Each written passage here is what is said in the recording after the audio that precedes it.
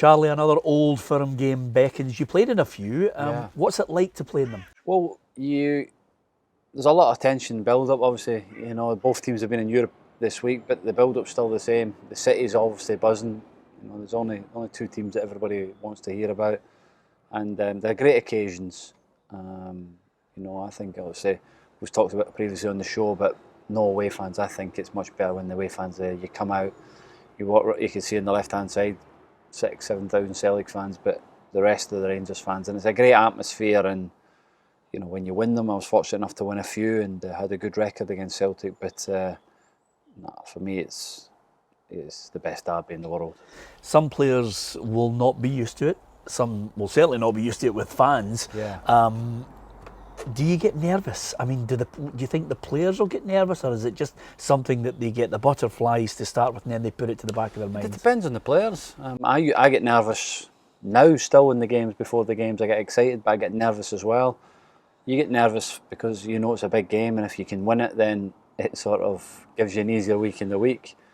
But if you get beat, you know, everybody's talking about the defeat, so it's obviously doom and gloom, especially when you go back to the training ground, and you know, it affects the staff, not just the players and the coaching staff, but also the dinner ladies and people, the cleaners, and you know, people in the laundry and that. It affects them as well. So you know, when you get a great win against your rivals, the place is buzzing, and you look forward to the next game. Okay, let's cut to the chase. Ibrox will be bouncing.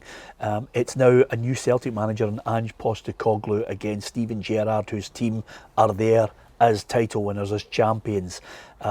Everybody was predicting in the summer there was such a huge gap for Celtic to fill. Suddenly, some mindset has changed. Listen, Celtic have had a couple of good results, but you know, they're on the same points as Rangers, and everybody says that Celtic have had an unbelievable start to the season, and Rangers are just not finding the form, and that's the difference.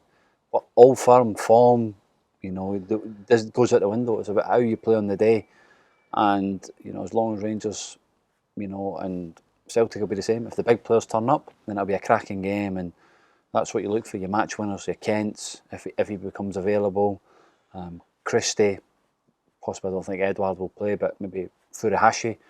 They're the ones that you will look to in these big occasions to win the game. And if they turn up, it'll be a great game. But over the piece in the last couple of years or so, you know, Rangers have had Celtic's number, and I don't think Celtic will want to come and play the same way they've been playing for the season. I think they'll be more a bit cautious. But there'll be plenty of goals in it. Yeah, I can't wait for it, because Ange Postecoglou is not having any chat about Celtic being the underdogs. If you look at the evidence of midweek, both are now boosted by the fact they know they've got Europa League to look forward to. But as far as the actual game's concerned, he seems determined to say, we're going to go out there, we're going to continue to try this high press, and then try and score the goals, and suddenly you've got this brilliant reverse position, which is Rangers, who were solid last year, suddenly look as if they're leaking the odd goal here and there, and a Celtic side who at the back, Charlie, I don't know about you, but I mean, a lot of Celtic fans get worried. They're giving goals away, and that's why I'm thinking there's going to be a lot of goals, because like you say, Rangers have conceded, you know, not great goals in the last few weeks. Well, start to the season, a couple last week against Ross County. But the weakness is at the back for Celtic. You know, I think you'll see a lot of Morelos playing 1v1 against Starvelt if he can. They'll be looking to do it because the fullbacks coming trying to play in the positions that they do. You know, a lot of times last season you just seen McGregor rolling it to Goldson. The first thing he done was just roll the ball up the side of the touchline. So you'll see a lot of that on Sunday, because they'll want to get the centre backs into the 1v1 situations in a wide areas.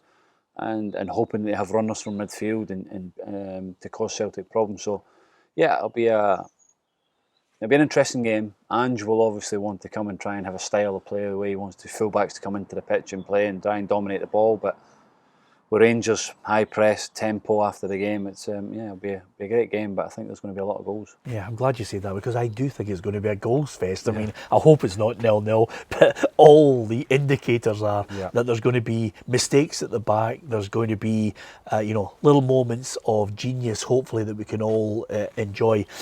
And with that in mind, I'm going to go Rangers 2, Celtic 2. What about you? I think Rangers will win it by the odd goal, and I'm going to go 2-1. I'm saying there's going to be a lot of goals, but I'm going to just show that Rangers will just edge it 2-1. There you are. It's all about predictions. What do you think? Who's going to come out on top, Rangers or Celtic? Hi there. If you enjoyed watching our content, don't forget to subscribe to PLZ Soccer's YouTube channel.